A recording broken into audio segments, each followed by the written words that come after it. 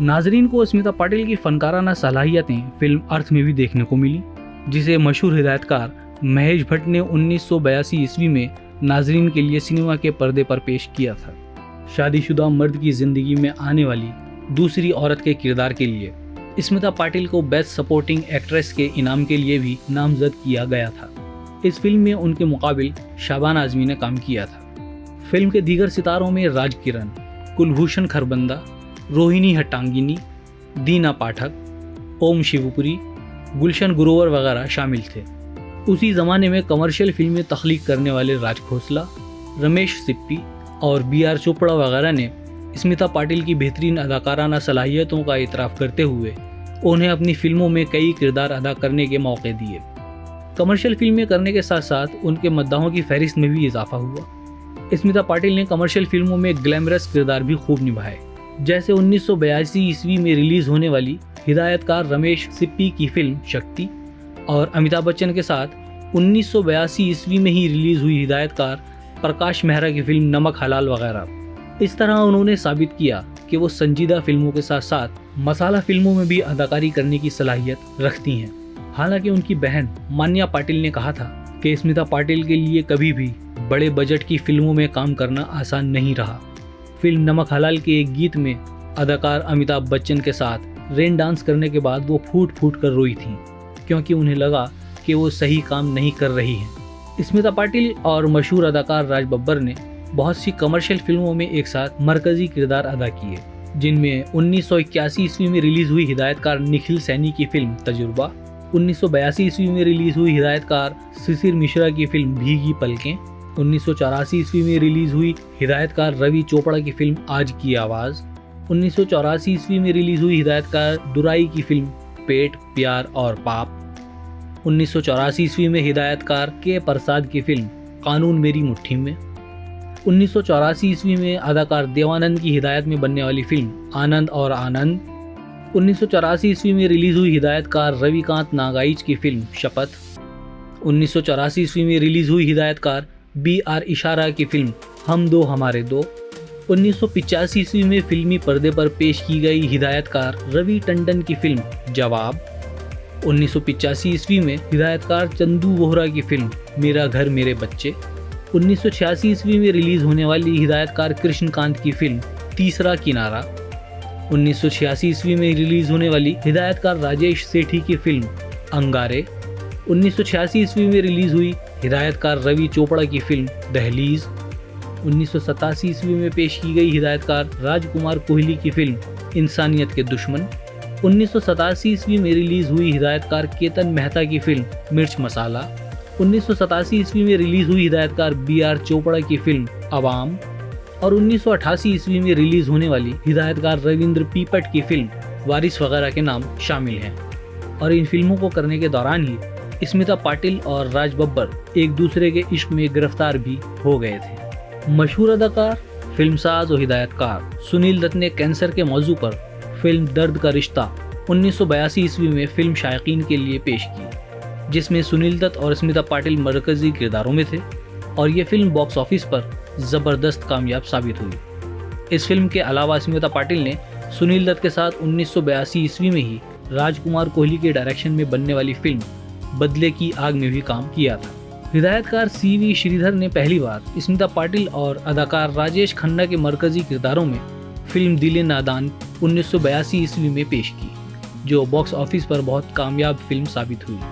इस फिल्म के बाद स्मिता पाटिल और राजेश खन्ना ने कई बेहतरीन और कामयाब फिल्मों में एक साथ काम किया, जिनमें 1985 ईस्वी में रिलीज हुई हिदायतकार जे ओम प्रकाश की फिल्म आखिर क्यों, 1986 ईस्वी में आई.वी. सस्सी की हिदायत में अनोखा रिश्ता, 1986 ईस्वी में रिलीज हुई हिदायतकार राजेश सेठी की फिल्म अंगारे, 1987 ईस्वी में रिलीज हुई हिदायतकार रवि टंडन की फिल्म नजराना और 1986 ईस्वी में रिलीज हुई हिदायतकार मोहन कुमार की फिल्म अमृत वगैरह के नाम अहम हैं।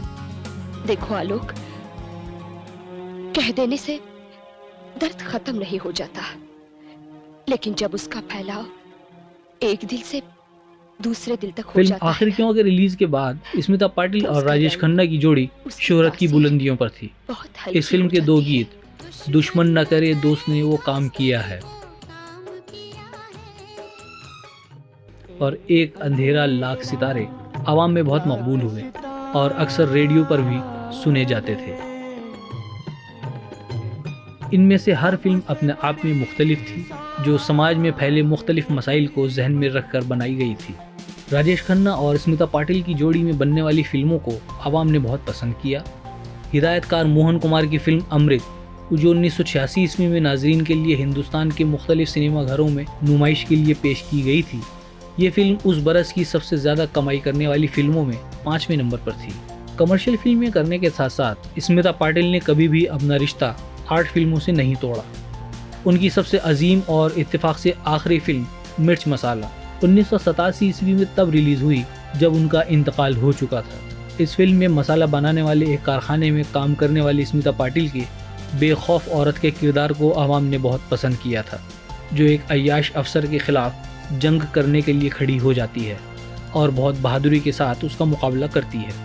इस फिल्म में यादगार किरदार अदा करने के लिए बंगाल जर्नलिस्ट एसोसिएशन के बेहतरीन अदाकारा के अवार्ड से भी स्मिता पाटिल को नवाजा गया था। स्मिता पाटिल की अदाकारी में कई फिल्में उनके इंतकाल के बाद रिलीज़ हो पाई थीं, जिनमें हम फरिश्ते नहीं, इंसानियत के दुश्मन, ठिकाना, ऊंच नीच बीच और वारिस वगैरह के नाम काबिल ज़िक्र हैं। अदाकार राज बब्बर और स्मिता पाटिल की पहली मुलाकात फिल्म भीगी पलकें की शूटिंग के दौरान सूबा उड़ीसा के शहर राउरकेला में 1982 ईस्वी में हुई थी। स्मिता पाटिल और राज बब्बर के इश्क की खबरें जब बॉलीवुड के गलियारों और रिसालों में गर्दिश करने लगी, तो ये दोनों अपने फिल्मी फैंस और मीडिया की तरफ से तनकीद का निशाना बन गए और इनकी निजी ज़िंदगी पर बादल छा गए। राज बब्बर ने स्मिता पाटिल से शादी करने के लिए अपनी पहली बीवी नादिरा बब्बर को छोड़ दिया था।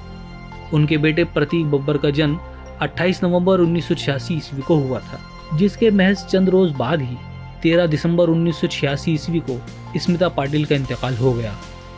उनके इंतकाल के बाद उनके बेटे प्रतीक बब्बर की परवरिश स्मिता पाटिल के वालिदैन ने मुंबई में ही की।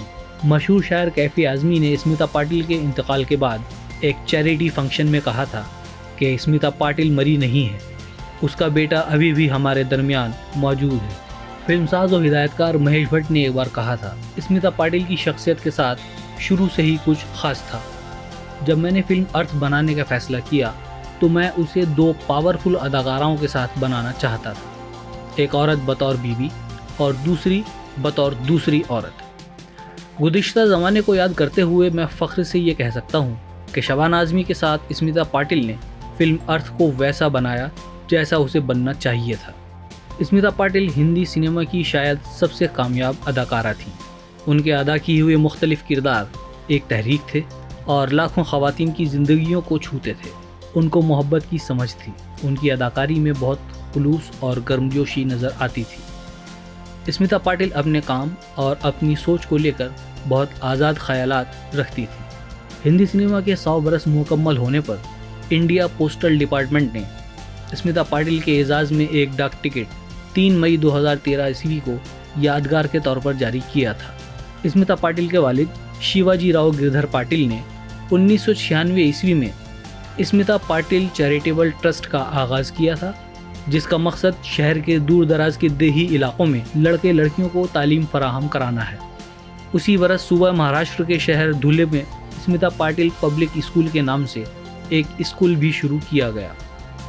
2023 ईस्वी में स्मिता पाटिल के बेटे प्रतीक बब्बर ने अपने नाम में पाटिल लफ्ज़ का इजाफा करते हुए अपना नाम प्रतीक पाटिल बब्बर रख लिया।